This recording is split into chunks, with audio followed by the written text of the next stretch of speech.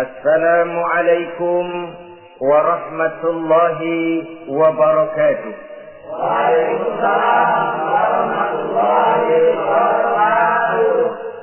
Pada pertemuan kali ini ingin saya sampaikan kepada hadirin satu hadis qudsi di mana Allah Subhanahu wa taala berfirman melalui lisan Nabi besar Muhammad sallallahu alaihi wasallam.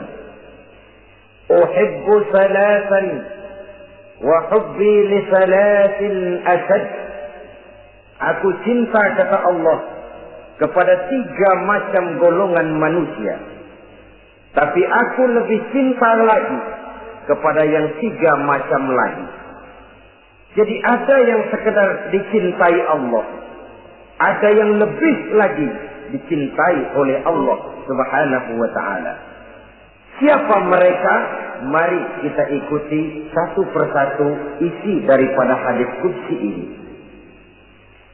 Yang pertama, uhibbu ahlas sakha. Aku cinta, kata Allah, kepada orang-orang yang pemurah. Aku cinta kepada orang-orang yang ringan tangan, mempunyai kepekaan sosial yang tinggi, gemar menolong orang yang memang memerlukan pertolongan. Aku cinta kepada orang-orang yang semacam itu. Saudara-saudara kaum muslimin rahimakumullah, di zaman sekarang ini, seiring dengan makin tajamnya persaingan hidup, makin tingginya tensi ekonomi, antara tenaga kerja yang masuk pasaran dengan lapangan kerja yang tersedia jauh dari memadai, gaya hidup orang sesempit, semakin individualis. Timbullah sikap hidup elu-elu, gua-gua. Kepekaan sosial mulai lentur dan luntur, tapi tidak terwujud di dalam kehidupan sehari-hari. Padahal agama mengajarkan Allah cinta kepada orang-orang yang bermurah tangan, gemar melakukan pertolongan, peka melihat penderitaan dan kesulitan orang lain. Adalah Allah melebihkan rezeki sebagian kita dari yang lain. Dimaksudkan untuk saling tolong-menolong, bahu-membahu dan bantu-membantu.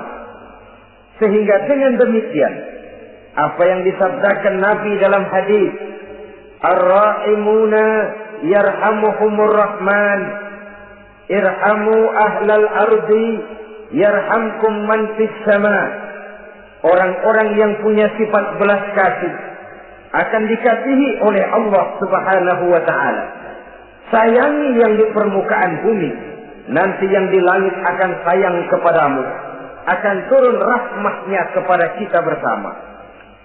Alangkah nikmatnya kehidupan ini, jikalau yang berkuasa menyayangi yang lemah lalu melindunginya, jikalau yang alim menyayangi yang awam lalu membimbingnya, jikalau yang kaya menyayangi yang miskin lalu mengulurkan tangan memberikan bantuannya, akan terciptalah rahmah dalam kehidupan. Tapi jikalau sebaliknya, yang berkuasa malah menindas dan menekan yang lemah, yang alim malah membodoh-bodohi yang memang sudah bodoh, sementara yang kaya menyantap yang miskin, akan terjadilah bala dan bencana dalam kehidupan. Bukan lagi rahmat yang turun, melainkan azab akan menimpa kita secara keseluruhan. Begitulah terdapat tirai halus yang memisahkan kita dari konsep ajaran agama kita yang luhur. Agama mengajarkan yadul ulya khairun min yadi sufla, bahwa tangan di atas lebih baik daripada tangan yang di bawah. Orang yang memberi lebih baik daripada orang yang menerima. Tapi yang kita praktekkan, kita selalu berada pada posisi tangan di bawah, menjadi umat yang manja, yang lemah, padahal bukan tidak punya potensi, tapi mungkin karena kita tidak pandai menginventarisir potensi.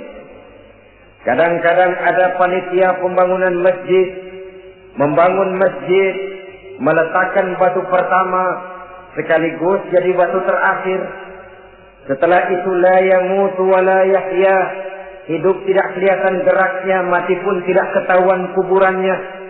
Masjid impoten, pesantren terbengkalai, majelis taklim terlunta-lunta, rumah sakit Islam tak kunjung selesai. Tidak adakah orang Islam yang kaya? Banyak. Tidak adakah orang Islam yang punya posisi kunci, posisi basah, posisi menentukan? Banyak. Secara jujur kita harus berkata, yang belum banyak ialah yang mau berbuat atas nama dan demi kepentingan agamanya. Kita juga bukan tidak punya potensi. Kita tidak pandai menginventarisir potensi untuk kepentingan dan kemaslahatan kita bersama. Saudara-saudara kaum muslimin rahimakumullah. Dengan demikian kita bisa lihat dalam kehidupan sehari-hari di masjid misalnya. Itu kalau hari Jumat kadang-kadang kita sengaja mau berangkat sholat Jumat tidak bawa uang. Maka yang paling lancar di masjid kotak. Karena boleh lihat kotak itu dari sudut ke sudut hampir tidak pernah macet, lancar betul jalannya. Sekali macet kotak 50, 100. Wajar kalau masjid-masjid kita lalu important. Bagaimana akan mengadakan kegiatan kalau tidak ada dana? Oleh karena itu pada kesempatan ini saya ingin mengetik, berbahagialah kita jikalau oleh Allah Subhanahu wa taala diberikan kepercayaan berupa titipan wa mal malu wal banuna illa wadai'. Harta dan anak-anak tidak lain satu titipan dari Allah Subhanahu wa taala. Dan pada suatu saat titipan itu akan diambil oleh yang empunya. Allah cinta kepada orang-orang yang pemurah. Allah akan memberikan balasan yang berlipat ganda. Kalau saudara bersedekah kepada anak yatim, bukan yatim itu yang akan membalasnya. Kalau saudara membantu pembangunan masjid, bukan panitia masjid yang akan memberikan ganjarannya. Kalau saudara membangun pondok pesantren, bukan kiai yang punya pesantren yang akan memberikan balasannya. Allah Subhanahu wa ta'ala melalui jalan yang tidak kita sangka-sangka, melalui jalan yang dalam istilah Quran disebut min haitsu la yahtasib, melalui jalan yang tidak pernah kita hitung, kita sangka sama sekali. Jalan gaib yang hanya Allah saja yang maha tahu.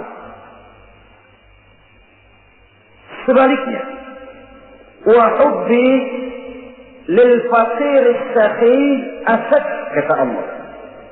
Aku cinta kepada orang-orang yang pemurah, tapi aku lebih cinta lagi kepada orang-orang miskin yang pemurah. Orang kaya pemurah, Allah cinta. Orang miskin pemurah, Allah lebih cinta. Kenapa? Kalau orang kaya sedekah 5.000 rupiah misalnya, orang miskin pun sedekah 5.000 rupiah, sama jumlahnya, sama ikhlasnya, sama halalnya, tapi besarnya pahala lebih besar sedekah si miskin yang 5.000 rupiah itu ketimbang si kaya yang juga 5.000 rupiah. Kenapa maka demikian? Oh, buat orang kaya uang 5.000 apalah artinya. Tapi buat si miskin, untuk jumlah 5.000 itu dia harus peras keringat, banting tulang, pergi pagi, pulang sore, kaki jadi kepala, kepala jadi kaki. Tapi kok dia berani bersedekah sejumlah sedekahnya orang kaya. Ini yang dinilai oleh Allah Subhanahu wa ta'ala. Saudara-saudara kaum muslimin rahimakumullah.